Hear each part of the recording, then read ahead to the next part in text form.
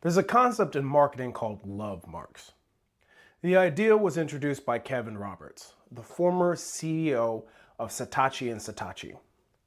His argument was that certain brands inspire loyalty beyond reason, that they are not just preferred, that they are loved.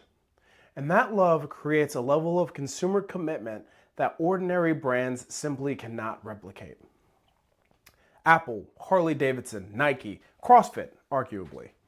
Brands that people don't just buy from. Brands that people identify with.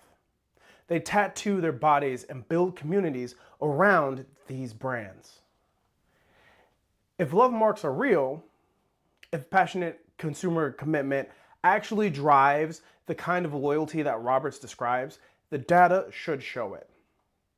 But Sharp looked at the data, and there was no such evidence. This is chapter 7. Let's get into it. So the conventional marketing wisdom around passionate consumers goes like this.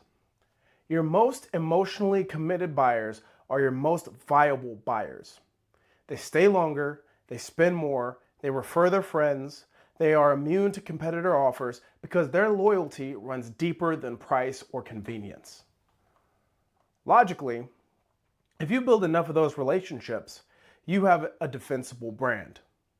As a result, the community around your brand sustains itself. It becomes a flywheel on passion rather than on ad spend. And that's the dream of every business owner and every CrossFit gym owner.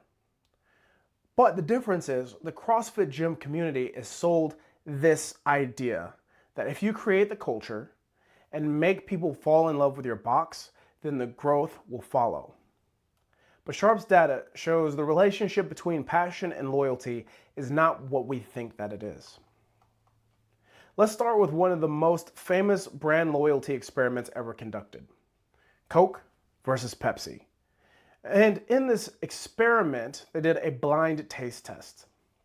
In these tests, participants were asked if they prefer Coke or Pepsi. Then they were offered the two colas in identical conditions without labels.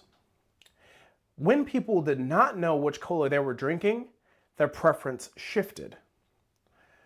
Pepsi drinkers often prefer Coke, and Coke drinkers often prefer Pepsi. Or the participants cannot tell the difference in either cola. The brand that people claim passionate loyalty to does not always consistently win them. And people often revert back to their preferential favorites as soon as the label is put back on the cola. And that shows us something. When you tell people which brand they're drinking, the experience changes. The cola that carries the preferred brand suddenly tastes better. It's the same liquid, same cup, but a different perception. The brand doesn't change the product. The perception of the product changes with the brand. And that suggests that customers have a stronger connection to the brand than they actually do to the product. Now, what people call brand loyalty is often a story that's constructed on top of familiarity. The passion is real, but loyalty is the result of a habit and convenience, not the result of differentiation. So Sharp offers another example. There was an experiment conducted at a dinner party where the women were asked to select what pastries they wanted from a tray. And the research found that of that collection of people, some consistently gravitated toward the pastry on one side of the tray or the one that most closely resembled something familiar to them. Not because they had considered the decision or the brand, and not because they evaluated each option differently against different held pastries. They just looked at what was there. And they picked what was there because it looked like what they usually get. Or it was on the same part of the tray that it would usually pick. This is because the routine kicked in before the deliberation kicked in. Now, this is how most purchase decisions actually work. Not with passion, but with habit. not with deep brand loyalty, with the path of least resistance. The buyer who seems passionately committed to your brand is, in many cases, the buyer who has simply built a routine around your brand. And the routines are not built on love. They're built on repetition and availability. So what about those love mark brands that we talked about earlier? Those brands that inspire loyalty beyond reason. In the book, Sharp looked at the purchase data for those same brands and compared the loyalty metrics to brands with more ordinary emotional profiles. The difference in the actual purchase behavior was smaller than the difference in declared passion would suggest. Saying that again. The difference in purchase behavior did not account for the passion that circulated the brand. Love-marked brands don't show dramatically higher loyalty rates. Their buyers still switch. They still buy from other competitors. They still make decisions based on what is available and what is in front of them at the moment that they are ready to buy. Sharp writes, buyers of so-called love brands show much of the same buying behavior as buyers of other brands in the category. They are not as loyal as marketers and brand managers would like to believe.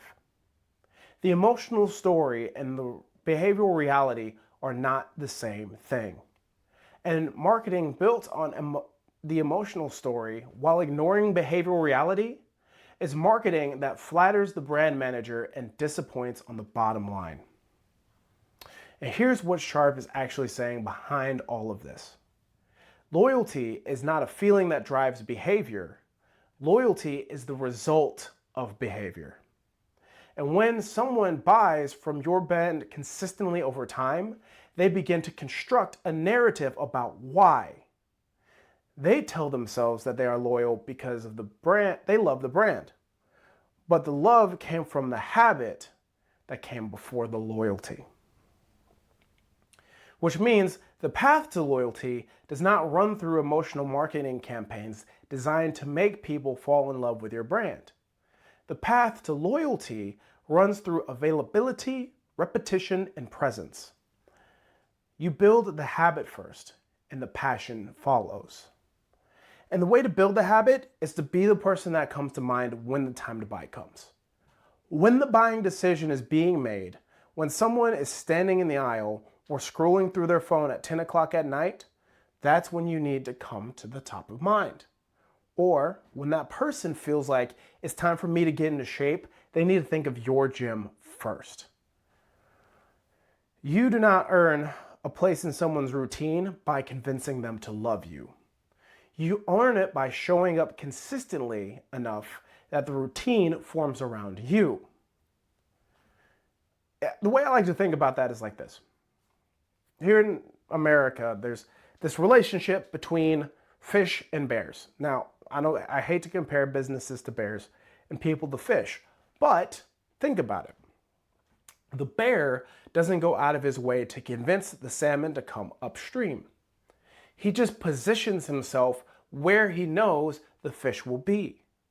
And that's how he catches the fish.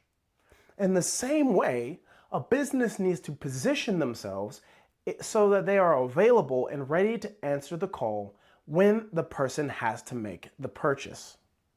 At that point of sale, it is a matter of who is the most available, especially when the products have been commoditized into one generic thing. Now again, this is not me trying to poop on CrossFit gyms, but you're going to get a similar CrossFit experience no matter what gym you go to, as long as it's a CrossFit gym. You need to be the one that comes to mind as soon as someone thinks, I'm ready to get into shape. That's where the money is made. Your members do not love your gym and then join it. They join it first, and then they love it. The sequence matters. And the way you get them to join is not by making them fall in love first. It's by being in the river when they swim through. And that's all of chapter 7. So you can subscribe below if you want to hear chapter 8. And if you're ready to position your gym where they need to be, where the buying moments happen, come find us at enochmarketing.com and we'll get into it. Until then, I'm Colin Charles. This is Enoch Marketing, and we'll talk to you next time.